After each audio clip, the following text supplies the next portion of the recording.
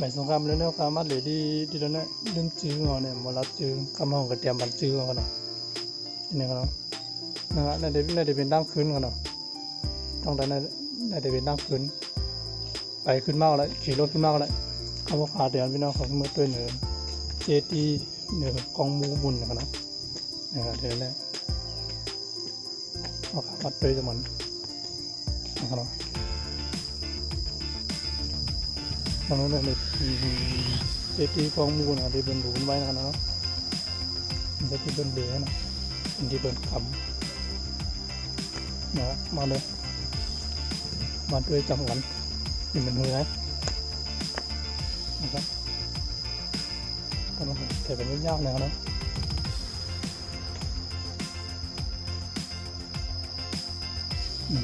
คำว่า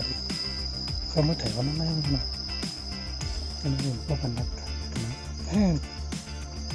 คำบ้างนั่นแหละ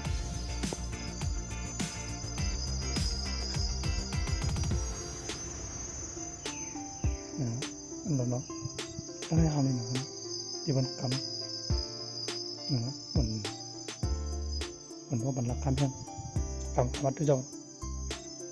นะครับที่เจ้าไม่แม่เนาะเอามาละเดี๋ยวใส่วันน้ำตัวเจ้าวันเนี่ยก็ได้เป็นผังหางที่วัดพระธาตุกองมูอย่างนี้เขาก็บอลลืมซื้อเป็ดแทงกำของเขาเนี่ยกองมูเขาเนี่ยวัดกองมูพระธาตุอย่างนั้นเราลืมเกล่าวกับพี่น้องเขามันใกล้ลืมนะครับบดดวงเขาเนี่ยเบี่ยงพวก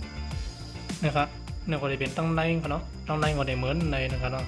ตัวยาวๆครับทีนี้เนี่ยที่เป็นที่เปิ้นคำท่านนะครับเนาะมันเต็มใจที่เปิ้นเหลียนะครับเนาะนะครับบอกว่าใครมาเหลวอะไรอยู่ครับพี่ยังเพื่ออย่าไปโพสเสียงดังนั่นนะครับเนาะนะครับทีนี้ครับเนี่ยเอาดูเอาเนี่ยนะครับเนาะนะครับการนี้นะครับคำขาวที่ไต้หวันจอมยิ้มหอมจอมหัวปอบจอมยิ้มหอมมันนะครับจอมนักเจ๋งมันนะครับเนาะวัดพระธาตุเสียงผู้คำเนี่ยครับเนาะจื่อวัดเดวันของเขาอยู่ในเนาะนะครับวัดพระธาตุเสียงผู้คำนะครับทั้งสองข้างนะ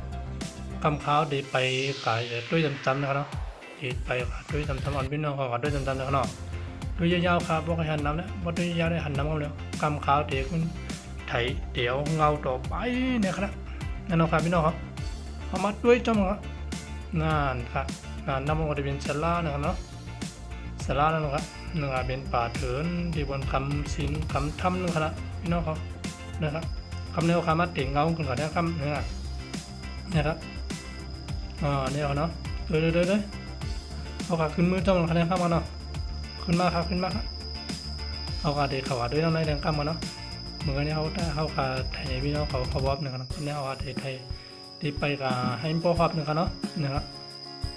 ง่ายๆครับเดี๋ยวนี้มาหอดถึงแล้วนะมีนจิกลอยไปสูงครับนะครับมีตรงนี้นะครับเนาะด้วยจ้องครับพี่น้องครับทีนี้ก็เสียงคนเนี่ยเดี๋ยวพอมีนะครับเสียงคนหลัดต่อกันเนี่ยบ่มีเนาะมันเดินลัดร้อยกันเนาะโอ้ยาสมาธิพนักงานเนาะเนี่ยก็ได้เป็นข้อมูลเดียวไอ้มาดูมาไว้นะครับเนาะที่มันมายังสูบนะครับนะครับทางเขาเนี่ยก็ได้เป็นทางสยามเขานะครับทางนั้นก็ได้เป็นทางกูว่าอาถรรพ์นะครับเนาะนะครับพี่น้องเขาทีนี้มันเด่นแต่ที่เป็นเหล่นะครับเนาะมีเป็นที่เป็นกรรมธรรม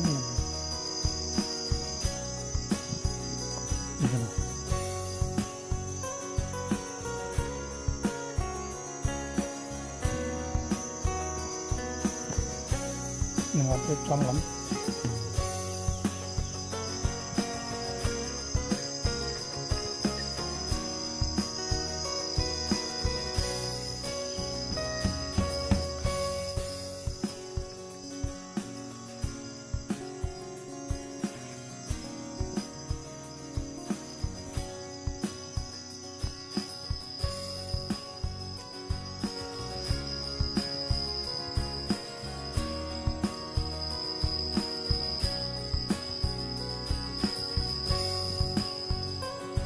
น่า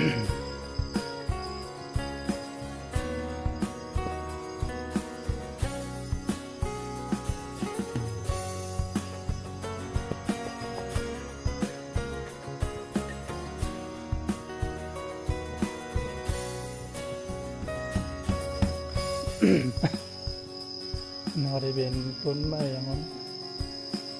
ผมก็รู้จักคืออย่างนั้นน่าจะเป็นต้นไม้ที่เป็นน้ำส้มนะครับต้นไม้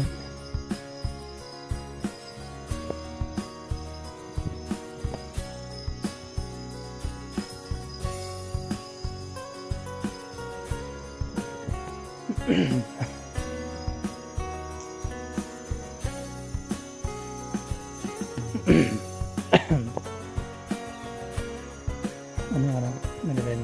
ชื่อมันนะครับธาตุพนมธาตุกิสา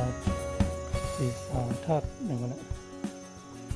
น่าจะเป็นต้นไม้เนาะต้นไม้เขาแก่ต้องอายุนะผมประมาณนั้นเนาะนะครับ